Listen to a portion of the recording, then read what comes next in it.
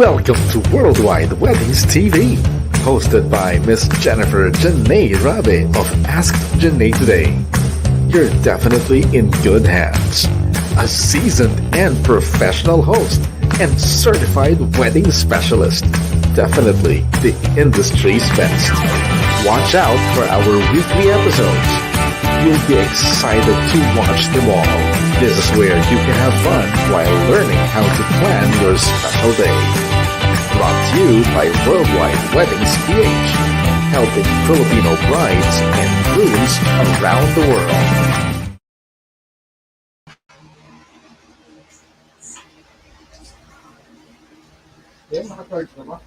Hello! Good evening! Ayan, na-excite naman tayo, no? So, hindi pa natin napapalabas yung mga video natin. So, i-play muna natin yan because hindi mabubuo ang Worldwide Weddings TV pag di natin nakita ang ating mga special video that we are playing every night. So, play that video.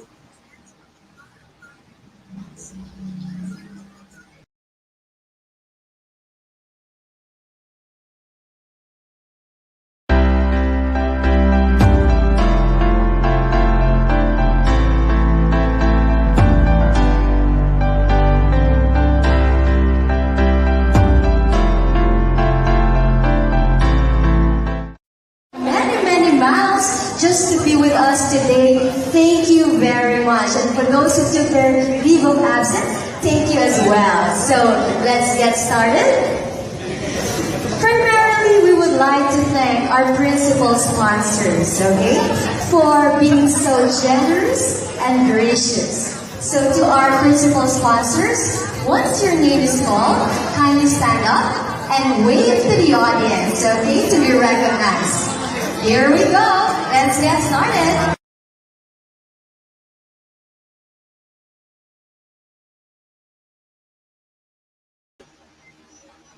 And I am back. Hello, Philippines. Hello, world. Good evening, everyone. Welcome to the 25th episode of Worldwide Weddings TV. My name is MJ Lina. I am a professional host and, of course, the Senior Account Executive of Worldwide Weddings PH. Here in Worldwide Weddings TV, we feature different wedding experts nationwide and learn wedding planning while having fun. So, of course, tonight's episode is brought to you by Aja Deliveries. More than just deliveries, a delivery concierge. BNI Supreme, the most successful business referral organization of its type in the world. Our partner, Wedding Surrey PH, Anilao Awari Bay, When in Manila, Growth Hack Playground, and of course, our partner website, brideworthy.com. So if you are a Filipino and you're planning to get married in the Philippines, you are in the right place, in the right show. So every Tuesday, Thursday, Friday, and Saturday night, make it your weekly habit to tune in and learn from different wedding expert in the Philippines. So mag-time check muna tayo kasi nga marami tayong audience around the globe. So, syempre, dapat batiin natin sila, no? So, of course, let's greet our friends and viewers from Singapore, 9 p.m. din sa kanila. In UAE, it's good afternoon. It's 5 p.m. In UK, of course, it's also afternoon, 1 p.m. In some part of US, it's 8 a.m. So, good morning sa kanila. And of course, yung mga friends natin sa Australia, medyo tulog na sila because it's midnight there, 12 a.m. Ayan, comment down below kung saan kayo nanonood right now. And this show, ladies and gentlemen, is in alignment with the upcoming first and only nationwide online bridal fair that already started last May, and it will last up to August 1, 2021 with a virtual wedding expo happening on July 30, 31, and August 1. So yes, it is a bridal fair but completely online. So check out yung mga suppliers nyo in the comfort of your home. Diba? Exciting yon. So to all our viewers, itag nyo na yung mga kakilala nyo mga brides kasi very special ang topic natin for tonight. Isa to sa mga pinaka-inaabangan ng ating mga soon-to-weds. Diba?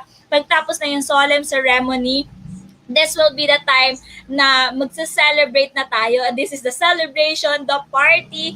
Yun yung isa rin sa mga inaantay natin aside from the solemn ceremony itself. Okay? Marami na ba tayong commenters dyan? Itag nyo na yung mga ate nyo, mga pinsan nyo na ikakasal. Of course, those who are, shout out sa mga brides natin in the community, the Worldwide Weddings community. Kamusta kayo? Thank you so much for always tuning in Worldwide Weddings TV. So, eto na. Yan nga, sinasabi ko nga na tonight's topic for our Worldwide Weddings TV interview is very requested by our soon-to-weds because tatalakayin natin ngayon ang wedding program sa wedding reception, di ba? So, guys, tonight's wedding expert has a Master of Arts in Communication from Ateneo de Manila University. She is skilled in production management, project leadership, event management, public speaking, and account management. She is a professional host and the founder of May Bragado Events. Our wedding expert is none other than Miss May Bragado. Pakita natin yung kanyang magandang poster. Nice! Diba? Ang fresh. Young looking and fresh Miss May Bragado. And bago natin siya ulit ipakita ulit natin yung kanyang video reel. Kasi naman, gusto natin ma-visualize yung kanyang hosting skills and of course, those clients that she's been with for the past year. So, let's play that again video.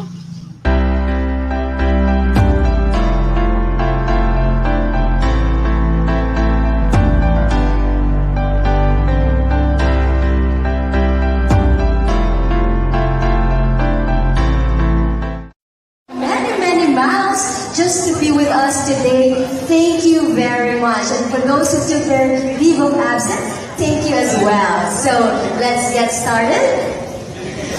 Primarily, we would like to thank our principal sponsors, okay, for being so generous and gracious. So to our principal sponsors, once your name is called, kindly stand up and wave to the audience, okay, to be recognized.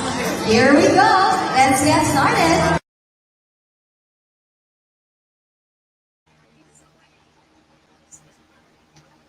There you have it, guys. Miss May Bragado. Let us bring her on stage. The gorgeous Miss May. Hi, Miss Hi, May. Good MJ. Thank evening. you. Welcome to Worldwide Weddings TV. Yeah, it's an honor to be here. Thank you again to Worldwide Weddings.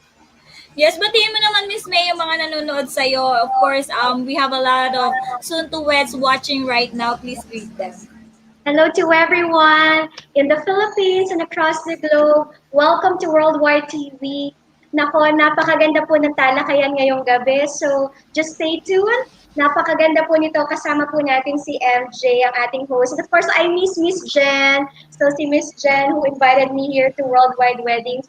Thank you so much. I think this is the best platform for all of us to get really prepared for your wedding. So, sa mga soon-to-be uh, sa newlyweds natin, ako huwag kayong kabahan. You know, I always believe that love conquers all, even pandemic. So stay tuned and learn only here in our newest episode at Worldwide.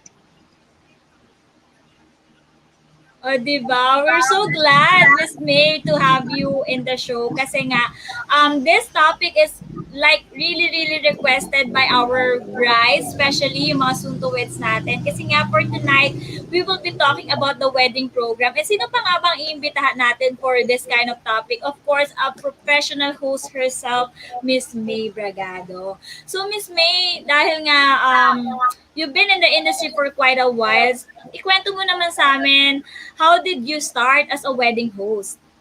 Well, to everyone, actually, I started as a kiddie party host when I was younger. Actually, I didn't even know I had a skill for hosting, and I didn't even know that hosting is a career.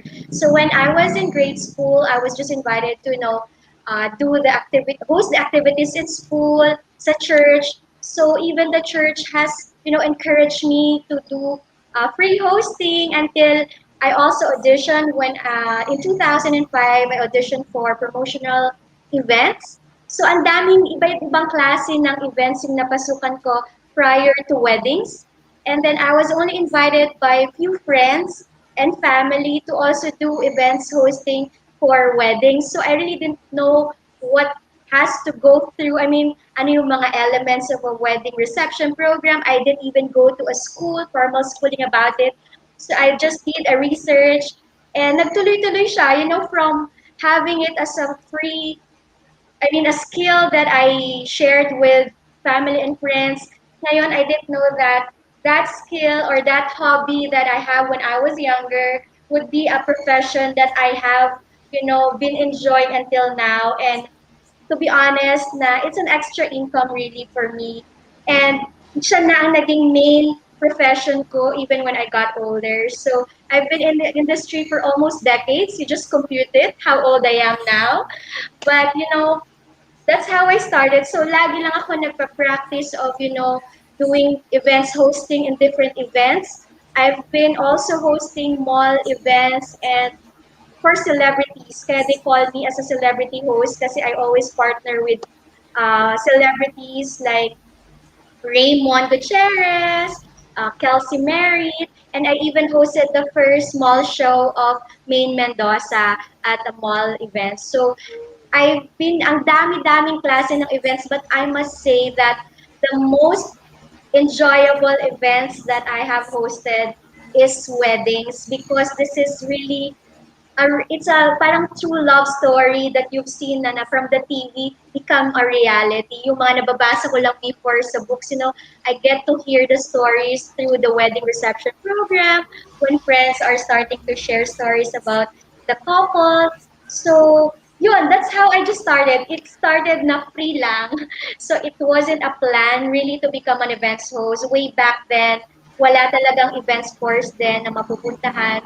So thankfully, the experience that I had gone through, it has taught me a lot really on how to handle weddings. And I must say, weddings, ito yung event na once in a lifetime. So we really have to give really importance to this because it will only happen once. And ang laki ng responsibility ng isang events host really in any kind of program. So, yun. So, just to share with everybody, it started as a hobby. It started as, a sideline eventually. And then it became my bread and butter. And then I was also thankful because of hosting. I met a lot of people.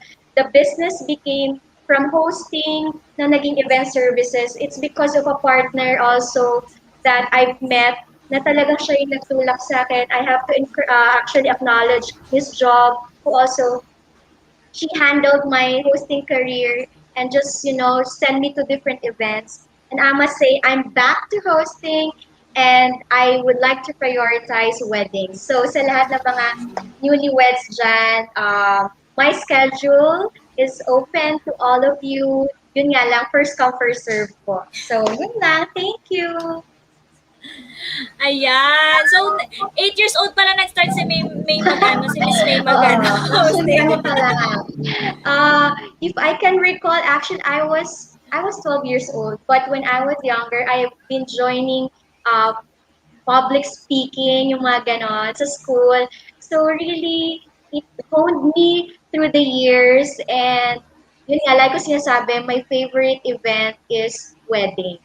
Yan. Yes. So, Miss May, yung mga hopeless romantic dyan, ang saya-saya naman talaga mag-host ng wedding kasi you are highlighting the love story of two people na talagang sabi ko nga pag ano no, hashtag may forever every wedding. Yun, Yes. pinapatunayan nila na hashtag may happy endings, meron pa ring naniniwala in true love and commitment. Yeah, and maraming matututunan actually during the wedding reception program. I must say, because not only the couple sharing their stories, their love stories, pati ng mga friends, but also I would like to acknowledge also, the wisdom of our elderly, the parents when they get to share their thoughts, napakalalim. Kaya, like ko sinasabi, iba, it's always a wedding, but each wedding is unique from one to another.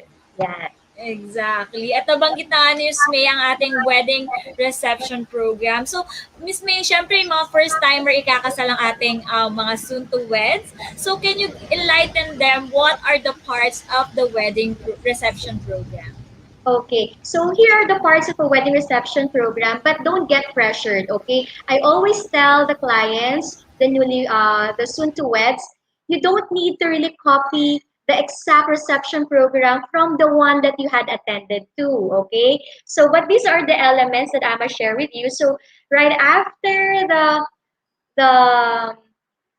I mean yung pinaka sacred part, which is the church ceremony. Of course may waiting yan sa reception, so we also open the cocktails and others are putting some gimmicks while we wait for the couple, which is they put some yun nga, may mobile bar and then may photo booth, and then at that time or during the waiting time for the couple, for the guests to be entertained, there would be some games that we also hold while waiting. So right after that, yung mga gimmicks na yan is just simple naman, like we have yung mga trivia game about the couple. So also you can think of other games that you think, like if your guests love music, you can also do the name that tune. So right after that, we come to the program proper, wherein the host will be announcing that in a few minutes, the program is about to start. Meaning kasi yun na yung cue that yung ating bride and groom done na sila sa photo shoot. So, yun naman yung explanation why we also have a pre-program. Yan yung pagbubukas ng mobile bar, entertainment, if you have also a band to play while waiting, a lot better. So, hindi na feel ng guests na they're really waiting for the couple, okay? So there's a pre-program. So when we go to the program proper. So primarily, the host will introduce herself or himself to the audience to be recognized. That's very short, like, less than a minute. And then, of course, we acknowledge the VIPs and the parents of the couple. And then for the acknowledgement of VIP persons or yung mga very important persons, because most of them are elderly, so most of the time we ask them to just, stand up and wave to the audience. But for others who have younger set of ninongs or ninangs, they usually still have a parade. So it's all up to you because depende siya. But most often than not, the VIPs and the parents, they would just wave, okay, because medyo elderly na nga. And then right after that is we have also the entourage, the parade of the entourage. So just the difference between the new normal wedding reception program to the way that we had before was may mga little kids. So this time walang little kids. So mga groomsmen and bridesmaid, their names will be called one by one, or sometimes they have a group dance. So depende yan. So right after that, of course, so magpaparade ang entourage, nandiyan ang candle sponsors, veil sponsors, cord sponsors, best man, and maid of honor. And then we also give the cue of the grand entrance of the couple. So maririnig nyo na yan, the host will be saying, okay, everybody please rise and give your warmest welcome to our newlyweds. So sa mga newlyweds, I know some of you are pressured because most of the most of the grand entrance of the couple, you would see them dancing. But it just have to be really fun, okay? So, but we're not forcing everybody to dance naman if you don't want to. But again, that would depend on you. How do you want to enter? Or you want also to have a group dance right after your entourage, okay? And then we also have another part of the program, which is the cake cutting, or the first dance of the couple, I'm sorry. So bakit pinapasok agad natin yung first dance of the couple? It's because this is one of the best part that videographers include in their on-site videos. So tinatahi-tahi natin yung segment. So right after you enter the venue and reach the center of the stage, of course, you will not be seated right away. A lot better if you will dance. Okay? So, yung iba naman, right after or before before the first dance of the couple, may iba naman, they want muna a bride and a father dance, and a groom and a mother dance. So, these are also a type of one of those traditions na ginagawa during the weddings.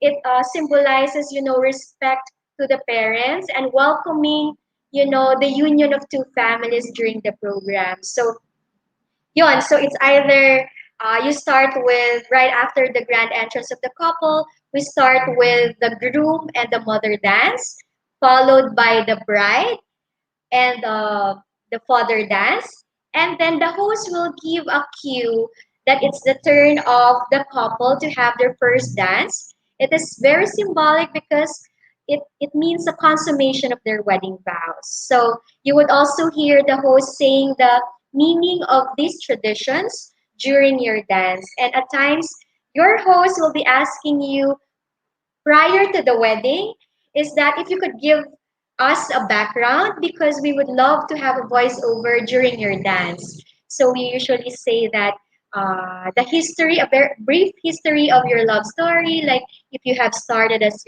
best friends, and through the years that love was nurtured and blossomed to be a lifetime or one true love. So and then right after that is we can also include right away in the first part of the program is the cake cutting and the wine toasting ceremony. So that is really one of those traditions that we do in the weddings. But again, it's not a standard thing. Okay, I always say to the newlyweds, you can always say if you don't want the wine. I've attended also wedding reception programs wherein instead of a wine, the couple really don't drink. No, they don't drink wine, so they replace it with coffee. So may mga ganong, you can modify the program and the elements of the program depending, because I always say that the stars of the night are the newlyweds, okay? And that's the first part of the program. It doesn't need to be really long because what we want is also the people, your guests, to enjoy the sumptuous dinner that you have prepared for them. Because it's also, the key to a very entertaining program is also to for the guests to be able to enjoy the food for the night. Okay. So right after that is we also have the prayer for the food and the dinner proper. So for the dinner proper, you can talk to your wedding planners. If you wanted, they would recommend it's either silent queuing, meaning we'll be announcing that each table will be approached by coordinators. You will be having a photo op. Okay, the guests will have their photo op in front with the couple. Because this is the best time that also we get to manage how the people are going to the buffet table. Especially now, it's during pandemic. Of course, there's social distancing. Okay, so we're very careful about it. So for others, they also have a game for that, just so that they would be fair to all the tables and they would just play. Others are they really want it very entertaining, and others would just play, a game named the tune. This is also one way to entertain the guests while waiting for their turn for their photo op, and of course to partake in the buffet table. So right after that, during the dinner, it's just either a recorded music or if you have a band playing. So this is the best time, of course, for also the guests to talk, okay, and to be able to again enjoy their food and just have a chit chat with other guests. And this is also the moment for the bride and the groom to move around, okay, to hop from one table to another just to show their gratitude to all the guests. But again, if you feel you're not comfortable, moving towards people because it's still pandemic, the couple may opt to stay in the middle and just wait for the guests to come over to them. And then right after that, of course, there would also audio-visual presentations. So to all the newlyweds, you just have to tell your wedding planners of how many audio-visual presentations have you prepared, or what are those video presentations included in your photo video packages. So sometimes if you have it's I think the save the date video, if you have that, that is usually played prior to the program proper or before the couple enters the venue. And then during the dinner, there's also others would also be playing video messages because it also saves time. But of course, we have the wedding planner make sure that all the guests are seated well. Okay, they all already enjoyed their food before, of course, playing video presentations and other presentations or performances. So for the wedding planners, they also utilize halfway of the dinner time to continue the program. That is how to segue to the second part of the program. So there's also a cue wherein if the guests are already eating their desserts, that's actually the cue of the coordinators that probably we can start with some speeches. Okay, so right after that, we will be hearing the maid of honor, okay, and the best man share their speeches. Okay, and then if you have other guests or other very important persons that you'd like to share their messages, so isasama na natin siya dyan. And of course, we have to, the wedding planners also recommend that we advise these people who will be giving speeches in advance that it doesn't have to be really lengthy. Okay, so a brief, and of course, the wedding planners also orient some of your um, select speakers just so they would be able to give enough time to share their story at the same time what is acceptable also during the program. So meron po talaga is, very tactless, but of course we cannot control that. But at least the wedding planners are able to orient the speakers also. Why do we tell them that it has to be very brief? Of course, sometimes kasi yung guest, when they get to the time to speak, So sobrang saya, ang haba na. And the other guests are not already listening. But again, we cannot control that. And but don't worry, because the speeches, these are also the parts that guests enjoy, because we hear stories, experiences, and words of wisdom and love. Okay. And then right after that, people would also ask me, okay, Miss Me, if these are the traditions that we usually have, the cake cutting, the wine toasting, there is also one tradition in the Philippines that we do, which is the prosperity dance, okay, the money dance. So again, this is not mandatory. It depends on the couple if you decide to have this prosperity dance or not. Okay. So why, just to give you a background why there is a prosperity dance in the Filipino wedding reception program. Actually, before I was so amazed because I was really young then.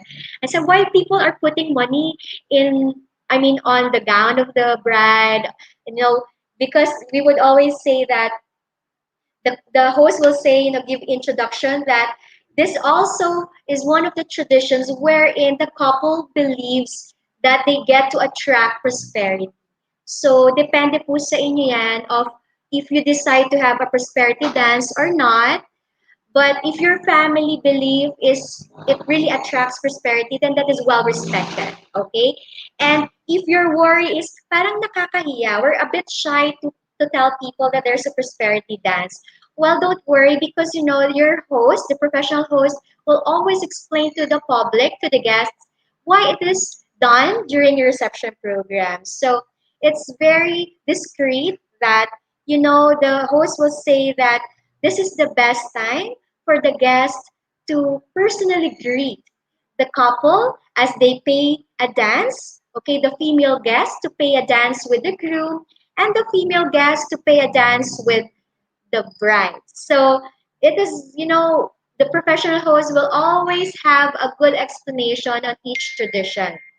And next is also there is this on-site video, okay? So while waiting for the on-site video, actually the wedding planners would always recommend that there would be at least two games during the reception program, because actually we try to coordinate with the wedding planners coordinate with the videographers and the host so that there will be a seamless program. Okay, the guests want they want figure it out that we are really waiting for the on-site video to be ready. Okay, so that is why there are some games being recommended to be done during the reception program, because this fills the dead air while waiting for your on-site video.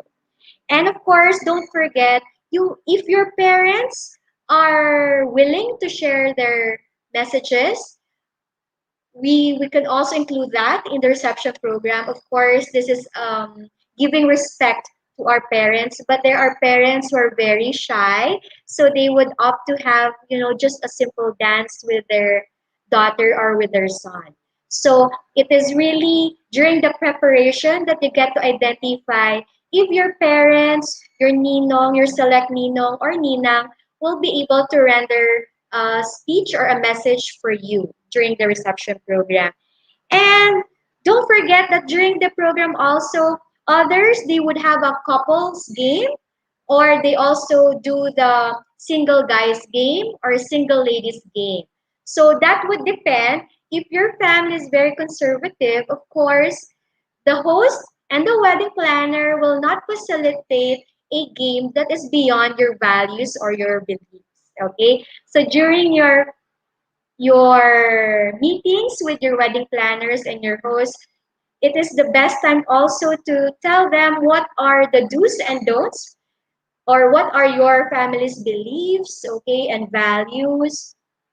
Because some of the couples, they would say, no, we're very open to some naughty games during the reception program. So I would always say that, one reception program is really unique from one to another. Okay, so these what I'm discussing are the parts, but it doesn't necessarily mean that this is the flow of the actual program. Others, they would can mix and match this one, but this is the recommended wedding reception program. And of course, don't forget to prepare your couple's final message. You know, it is always best for the couple to personally extend their gratefulness for having their guests come to their momentous occasion. And there you go. And I think the host will segue either if you have some more dancing time or you still have, you know, allotted for drinks and there you go, more of You dancing know, and Miss chit Party chat Miss with the May, no? guys. So Yeah. I So think our brides and groom are a little bit overwhelmed right now, but I hope guys you are taking down notes kasi Miss May is very detailed here what are the inclusions of a wedding program. But again, like what she said, pwede naman itong i-customize. Ayaw nyo ng prosperity dance, it's okay. Ayaw nyo ng cake cutting, okay lang naman yun. So you don't have to worry about this kind of naisip nila na it's kind of long, no, Miss May, no, pwede naman nilang bagu-baguhin and i-adjust yes. according to their Others budget. nga, if they are very creative, others would like to have, you know, in the first part of their program, more of bands, you know. Meron kasing mga entertainers din talaga ng mga couple. So you can always play around with that. You know, this is not a standard reception program. I always say, you know, the bride and the groom would always have to talk between the two of them, which kind of reception program do they prefer, okay? So yun lang, I've only cited what are the usual parts of a reception program. But again, that is not mandatory and that is not the actual flow of the program. But that is the recommended one. Exactly, Miss May. So bigyan mo na rin sila, Miss May, ng idea how long is the usual program last. Kasi nga, Well, di ba maraming actually, parts. the recommended program would only last up to 2 hours. Beyond that, that would be too lengthy. But to have an hour to two, that is really good already. So, ayan, an hour to two wedding program. So, Miss May, di ba maraming naging changes due to the pandemic? And right now, so marami kang nabigay na list. But now, what are the new normal wedding program? Ano yung mga natanggal and mga na-add, if Okay, any? for the new normal wedding program, primarily there is no contact games. Okay, so hindi katulad before that we're really close to each other when playing a game. And then number two, you would observe that even the sound tech, they're very particular with the use of the microphone. The host doesn't share his or her microphone with the guest anymore.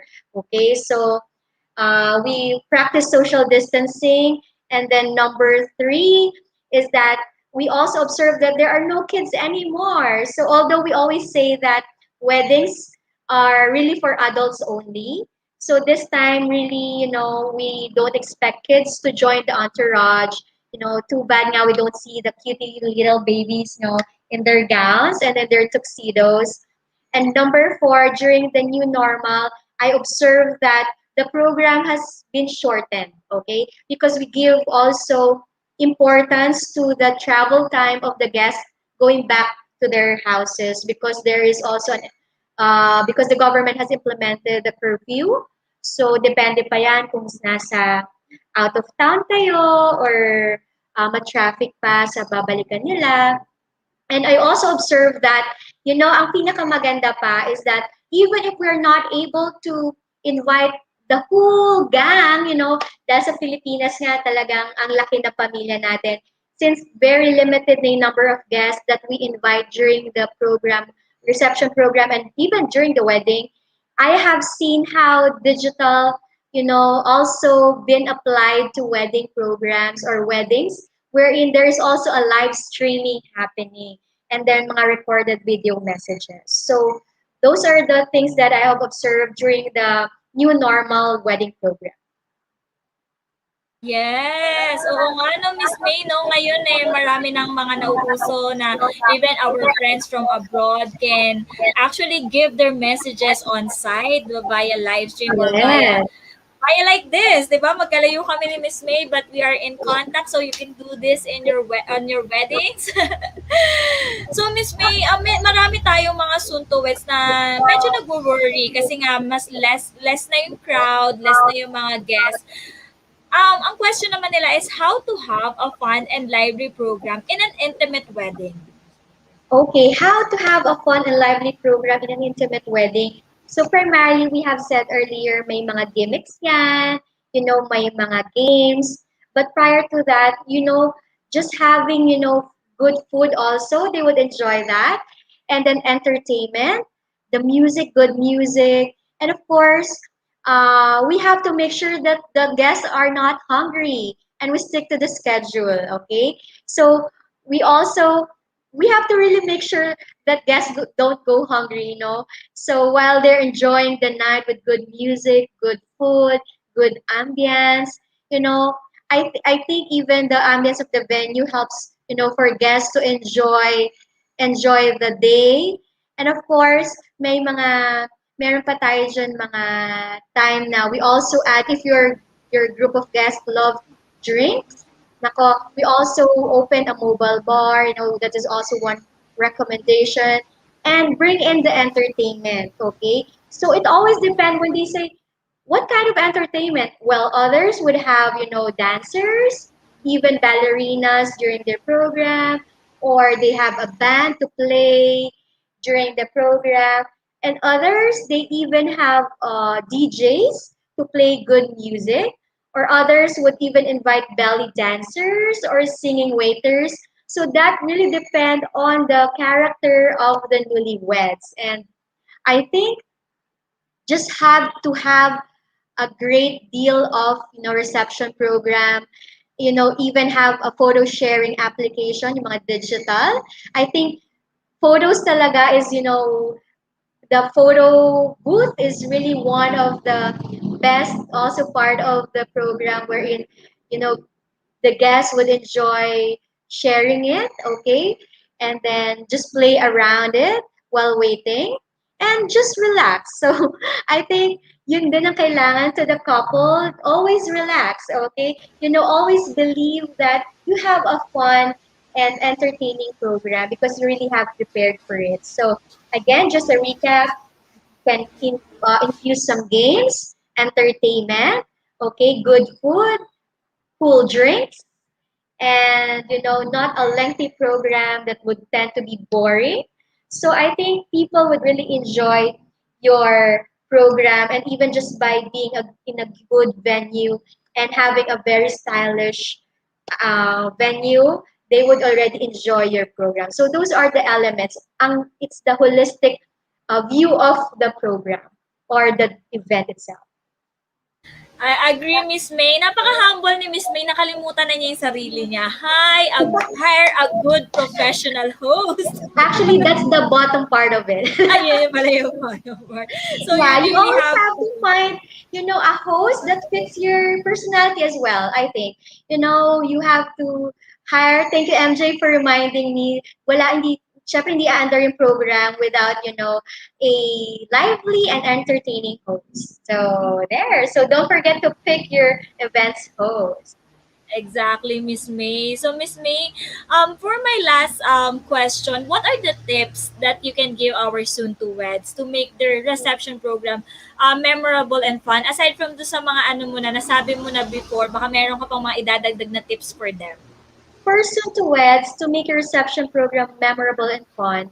Well, basically, it starts with inviting guests, your family and guests. By the time that you get to identify already your guests, that is something already part of a memorable reception program because you get to see people who are very significant to both of you. And number two, just don't forget, to really be yourselves. I always say to the couple that, the reception program is all about you.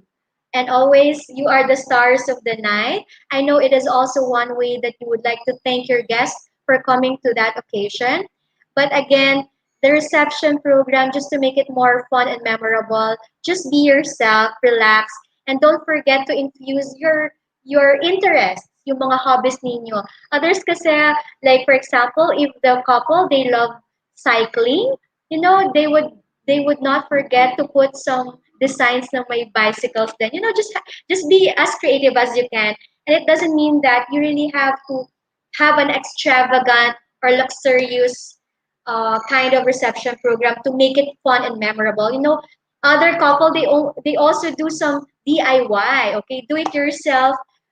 Even for do-it-yourself souvenirs, they have that. But if you don't have time anymore, we have a list of suppliers that can help you. Of course, huwag natin kalimutan din yung souvenirs during the program. So that is also being shared to our guests. A token and a memorabilia of a good day. So I think I've already shared. Those are the simple tips that I could give how to make your reception program memorable and fun. Just enjoy the day, and the moment that you have selected your guests, and who are these people who'll be coming into your event, that is already an element to make the program fun. And again, I think Filipinos love games. So, but not too much games during the program, because the reception program or the reception time also is for the guests to be able to, it's actually a reunion for family and friends as well. So I think there is a segment for entertainment, a segment for some speeches, and a segment wherein there's just a light music where people get to just drink and talk to each other. So that's it.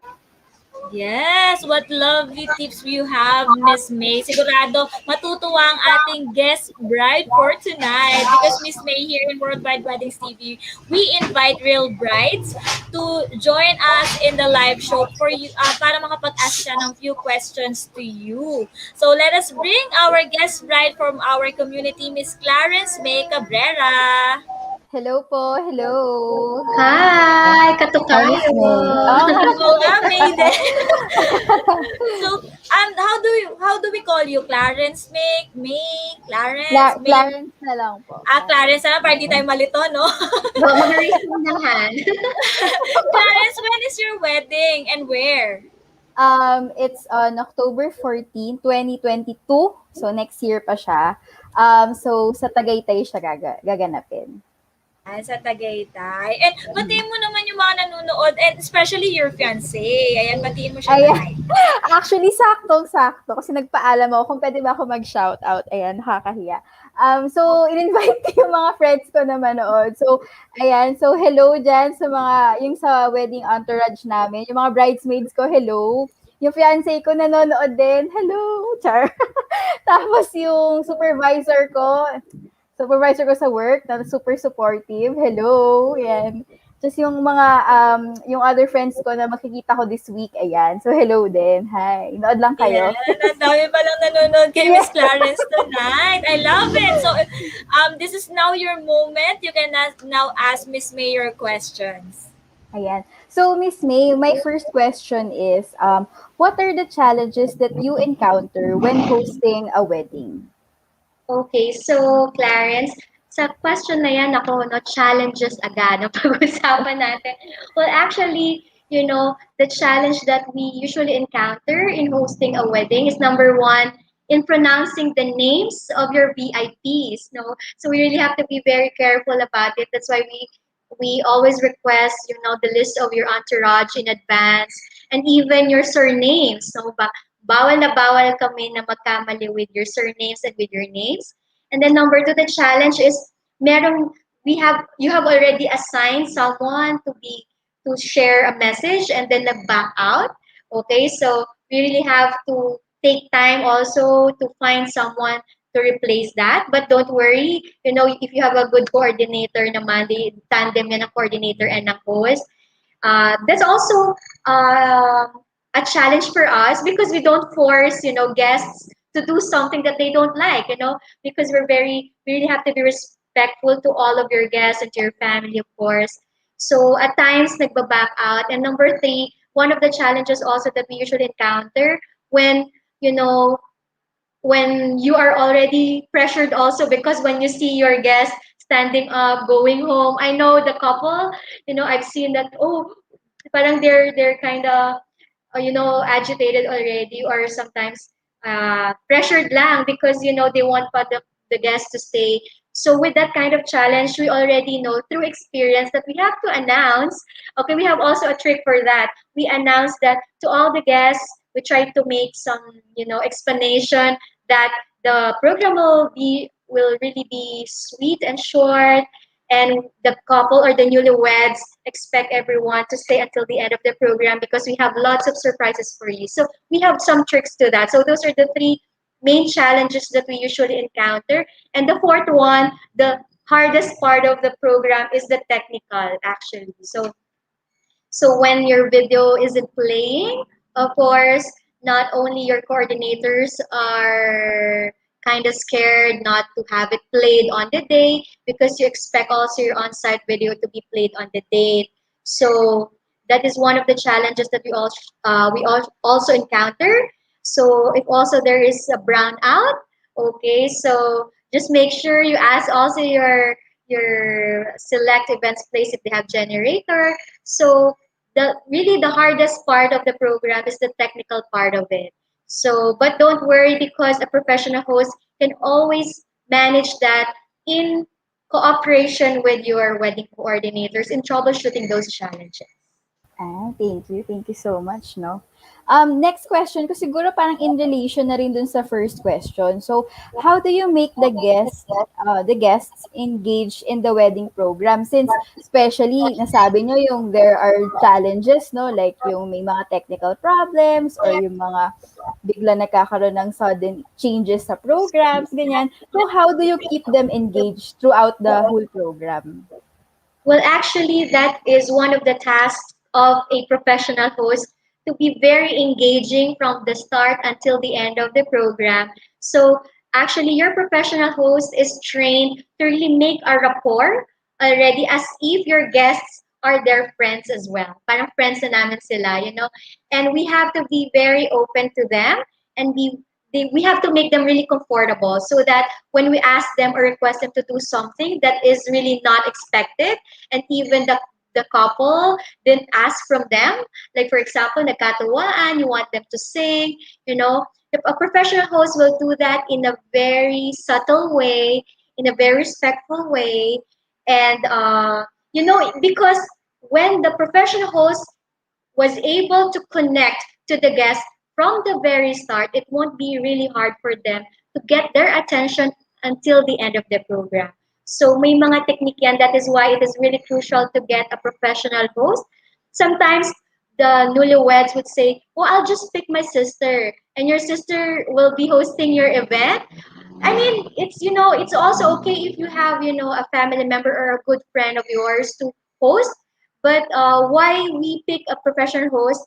It's because for them to enjoy the day. But if you want them to, of course, to be exposed also, like if you get to have a professional host and with a family member or a friend, ang maganda lang dun, the advantage of that is they already have a outright rapport because they know your family members. They know who to pick during the dead air, and your guests or yung mga relatives ninyo won't be shy also to them.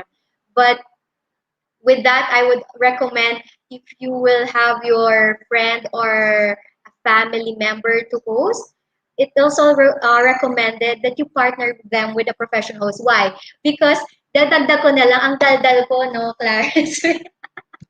So, tutuwa lang ako, because this is the best time also to share na for the bride and the groom, sometimes you also discover a talent from your own relatives. So, from one event to another, magugulat na lang kayo, professional host na rin yung kapatid ninyo.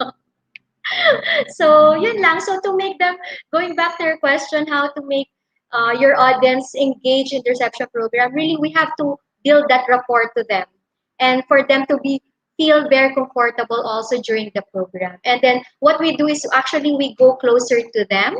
We invite them as much as we can in a very respectful way. So that's it. Ayan. So, tama ba, no? Ang pagkakaintindi ko po is, no, para ma-build yung rapport na yun, no? So, the professional host, meron sila mga secret techniques, no? So, yung parang kanila lang talaga yun, no? Share na natin. Share naman natin. Yeah, if you will see the professional host, they're moving around the event, then they would make friends already. But a very entertaining host, once they stand up in front of your guests, they would be able to get that attention. And that is, one of the trainings that professional hosts actually acquire. So, and one of which is also we show our smile. The smile Yes. can also make them Mhm. feel comfortable. Just imagine if I am your host and I'm not smiling. I think they will be very scared of me. But it's all about how we speak to your guests, and if they get to see, of course, to get their attention, if we have parts of the program that are really entertaining as well. So even your games, it's also how to be facilitated by the host. So ang laki-laki ng task talaga ng host. Yeah. Shinare na tuloy yung trade secret. Miss Next Clarence, one. yes, do you have one more question for Yes, our yes. expert? Oo. Yes, Miss May, last question na, no? Siguro, yung mga, ano na lang yung mga hindi mo pa nabanggit na how will we know if we hired a good event host? Okay, how will you know if you hired a good events host? Yes. Mm-mm. Actually, prior to selecting your host, number one is you do research, okay? Is this a professional host?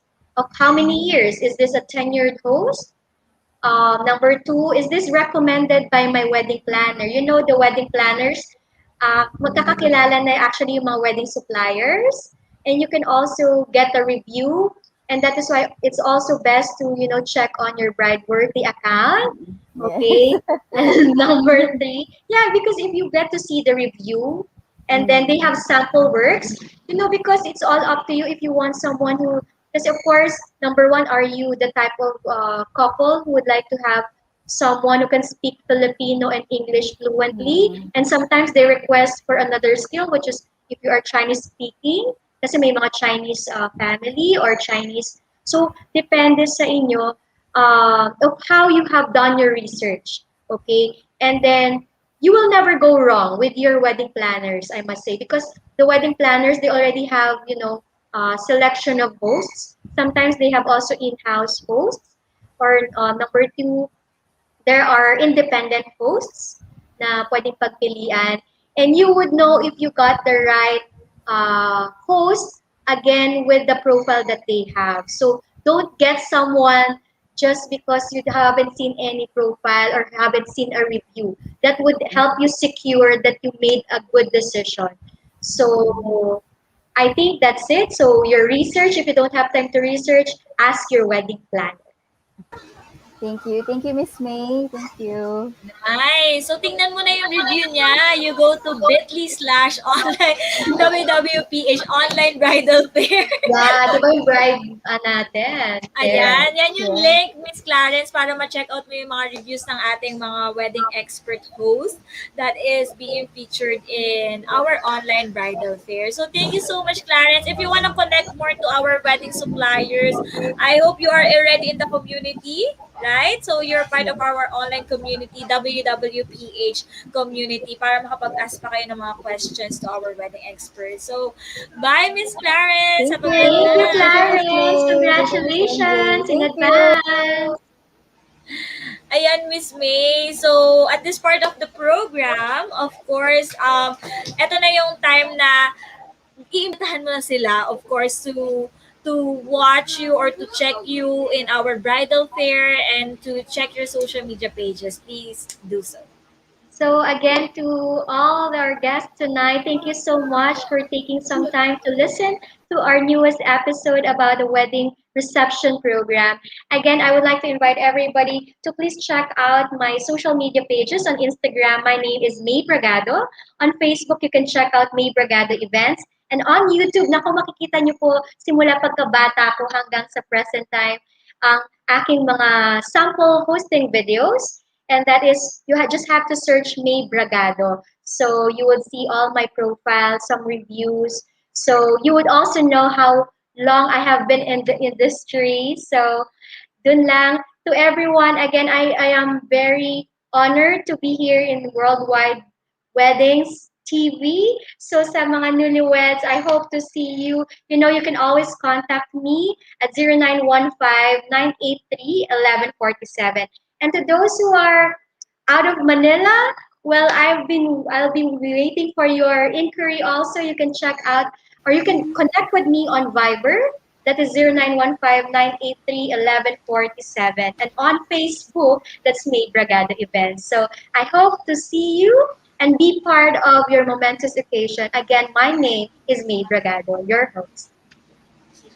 I love it! I love the energy. Parang next week, parang gusto ko si Miss May talaga. Pag wala si Miss Jenny, tatawagin natin si Miss May. O, di ba? Pwede, pwede.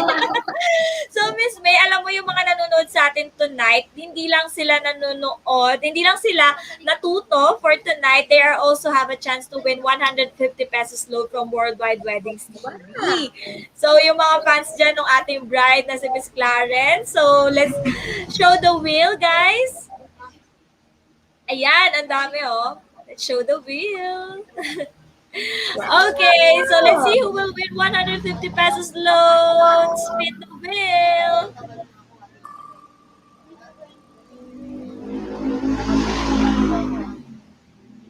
And the winner is Miss Karen Manisha!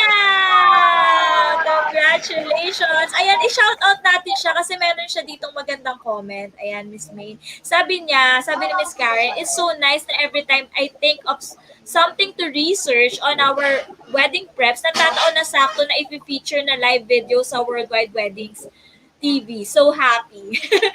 And we are so happy, Miss Karen, that you always watch Worldwide Weddings TV. Marami pang susunod na episodes.